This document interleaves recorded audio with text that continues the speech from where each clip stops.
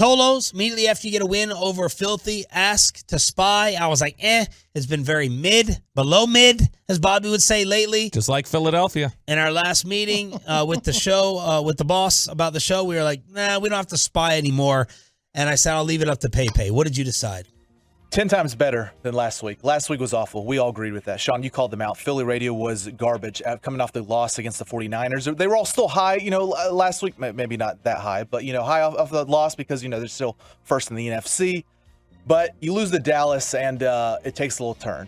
We start with 94 WIP. Man, the callers brought it. We go to Frank in Philly. Frank! He was upset, and like I said last week, when the Eagles lose, it doesn't matter if it's first loss of the year or 10th loss, you got to blame someone. Quarterback, GM, owner, or coach. He goes after Nick Sirianni here, and Frank, you could say this loss was a little bittersweet to him. Well, this song, Bittersweet Symphony, there's nothing bittersweet about last night. Unless you want to say, well, I wake up and my team's got a 10-3 record, but come on, no one's in the mood Sounds for like that. a Wednesday conversation. No, yeah, it does. No one is in the mood for that. Let's go to the phone, sir. Kevin, good morning. Hey, good morning. What's going on, y'all? Hey, Kevin. All we was doing is regression, and I swear, I think Jalen Hurts regressed. I don't think Jalen Hurts. I think the only reason why he's top 3 or top 5 is because the quarterbacks in the league stink this year. I think he regressed. I'm starting to see Carson Wentz type of stuff There's coming from some him. of that. I see regression, and I see he did get a little bit better than that. But another thing that pissed me completely off is we losing at halftime. We come back out at halftime. Time is ticking on the clock. We walking around like we up. I agree. We walking up to the huddle. I mean, there was no type of sense of urgency there, and I blame that a lot to do with coaching. I blame it on coaching. I don't think that Nick Sirianni is the man for the job. I just don't. I'm not ready to make that leap. I'm not ready to make that leap. You know why I'm gonna make that leap? Because I don't like the fact that he's all the way he coaches. I just don't like the fact that he's just so okay. We just lost and we'll just get better. How many times we gonna hear that? I'm tired of hearing it. Well, listen, it needs to be boots in somebody's ass. I'm sick of this. Good job, Peyton. Wow, that was nice. These guys are morons. I'm sorry. These people are morons. Fire him. Get rid of him. Last year, they wanted Gannon gone. Bobby, were they not the number 1 defense in the NFL last year? Yeah. Fire they Gannon. Set the sack record. They set the sack record. Gotta fire Gannon. Nick Sirianni's been there, 3 years? Jalen Hurts has gone from a guy who was like, this afterthought. He made the playoffs in a rebuilding year. He made the Super Bowl last year. They're tied for the best record in the league right now. Fire the head coach. 10-3. Yeah. 10-3. I'd make him the coach of the year every year because what you see on the field is that they're not that good, and he still miraculously gets them to where they are. Like he's a solid, all D-bag looks aside, I mean, he's a solid football coach. Yeah, he is. I don't want to go too far, but it's too early. Not since. Ooh, say whatever you're gonna say because I can see your hesitation. He has pulled out the most little tricks and loopholes in the National Football League since Belichick.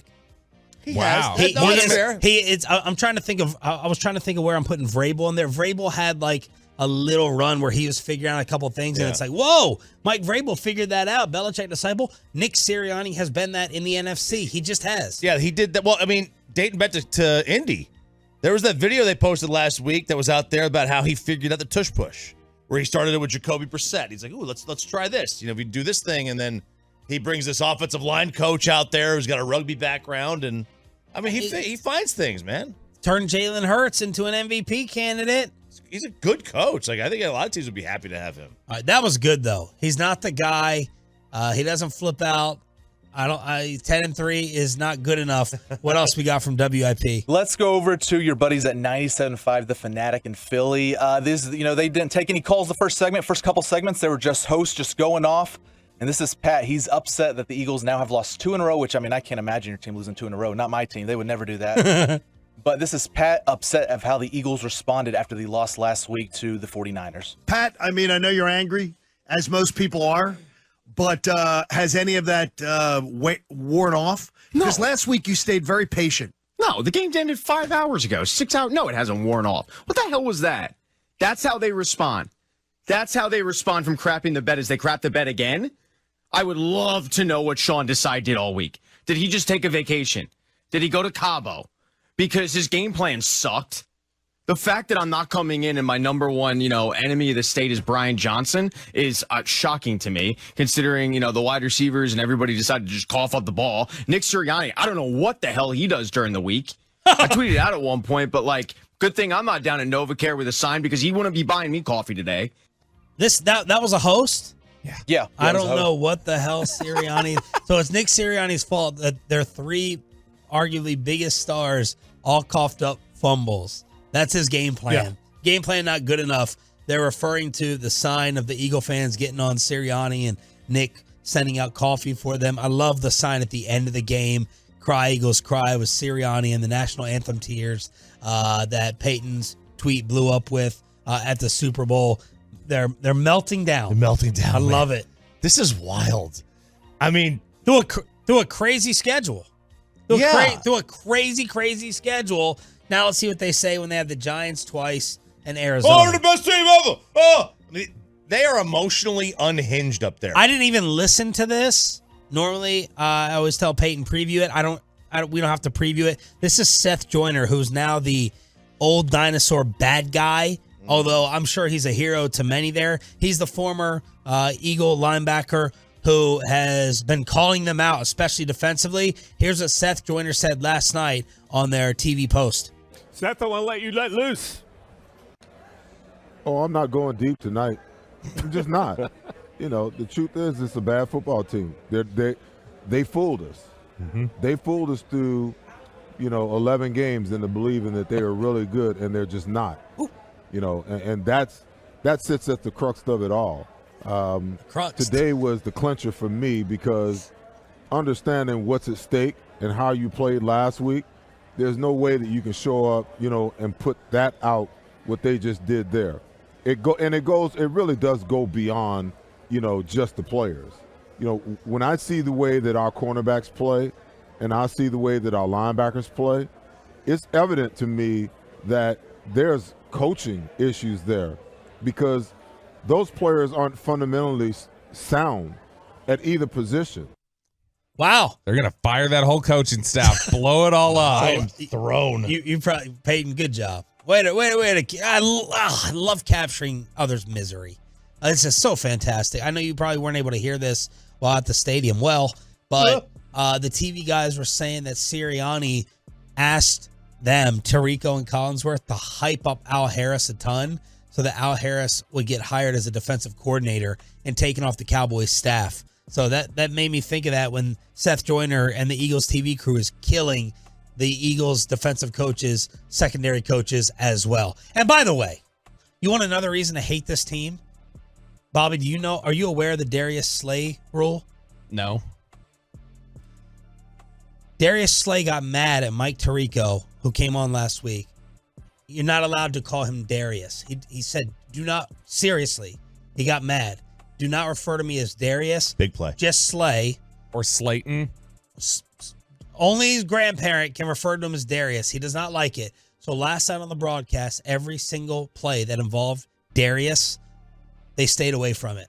They did not say Darius at all. It's just Slay. Shohei Slay. Listen at that. That sounds exactly like some Shohei Ohtani stuff. Do not refer to me by my first name. You guys are not allowed to do that. And this is right after This is right after he fought. Did you not pick up on this during the game? Mm-mm. This is right. How the hell did you miss that? He referred to it 10 times. Just didn't hear it. Didn't pick up on it. So Dak is obviously a Mississippi State alum. And, that's where Darius Slay went, and they've got a relationship. And whenever I've heard Dak refer to it, like on mic'd up segments, other stuff, he will call him Slayton. He won't say Darius. He'll say Slayton. I would call him Darius just to be petty. What is up with the two? Are they going to acquire everybody in the league who refuses to go by Darius now? They got Shaq Leonard. They got Darius Slay. It's like you're not allowed to call us by our names. And Darius Leonard was on the field yesterday. I was wondering, is he even active? And then I think they mentioned him for a second. Yeah, I mean, he didn't look great. Just like now, I will say, props to I had trashed on Friday and on Love the Star, trashed Nicholas Morrow, the linebacker, who was not great, but He made a couple plays last night. He was not the black hole. They tried, to the Cowboys' credit, they tried to attack him like I wanted to, and it didn't end up the way you wanted to. It wasn't the laugh fest that I thought it was. But by the way, this is the 8th victory now for the Cowboys this year of 20-plus points. It is the second loss for the Eagles of 20-plus points. How many victories do the Eagles have of 20-plus points this year? 1? 0. 0? 0.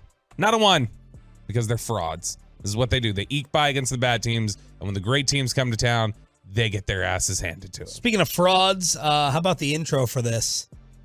Bryce Harper. They sat down Bryce Harper for the NBC intro. Real talk now. When I was a kid, I grew up mesmerized by the blue star on the silver helmet. All the glory and tradition of America's team. I was a Cowboys fan. And then I moved to Philly. And it's gone!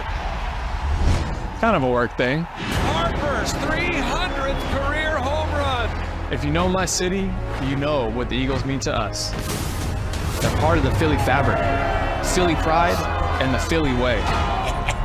And so I know from being on both sides of this rivalry, how important this game tonight is to these teams. Give me everything you got! All the history. These are two teams that just simply don't like each other. All the memories. You can feel it in your bones. Believe me, as an athlete, when you become part of that, you get consumed by it. So even if they weren't two of the best teams in football, when these two sides get together, it's going to be a barn burner. It just matters more. Philly, Dallas on Sunday night. Bryce Harper might be the biggest cuck in sports. Oh, wow. That's what? a, Say that? A big state. You can say that. You can say what a loser. Oh my gosh. Go ahead. That is sickening. Look. He sits down. I can't even believe he sits down. He's like, I used to like one, but now I like the other. Look, you've said it before. It is in the best interest of everybody, like for the show and everything else, for the Cowboys to do great. That's what you root for. Yeah. You grew up a Washington I'm basically fan. the Bryce Harper radio host. I can't say much. No, but you grew up a Washington fan. You grew up a Washington fan. If NBC approached you and were like, hey, they're going back to your hometown, would you please record this video segment for the television to just go my city, Dallas, and my cow? You'd be like, even if you're not a fan of them, where you'd be like, this feels dirty. I'm not going to do this. Never. It's awful.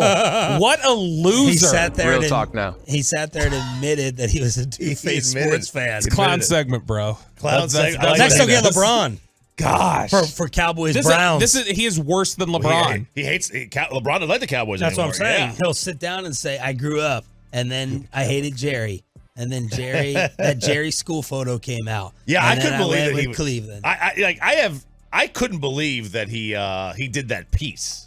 Who, Bryce? Yeah, I couldn't believe he did the piece either. Because people change sports teams, you move cities. I get it. It's happened. He certainly isn't the first to change affiliations when moving. He is the first to record a 60-second promo. He's the first to celebrating do a promo what a loser he is. He's the first to do a promo. I had to play that for you. Good job, Pepe, getting the audio. Top two villains in sports to me now are Bryce Harper and Shohei Ohtani. And baseball has taken you know over. what? We haven't heard two words ever from Shohei out of his mouth. Bryce, baseball would love Bryce to be the face of the sport. They would love just his personality. He actually has a personality, unlike Mike Trout.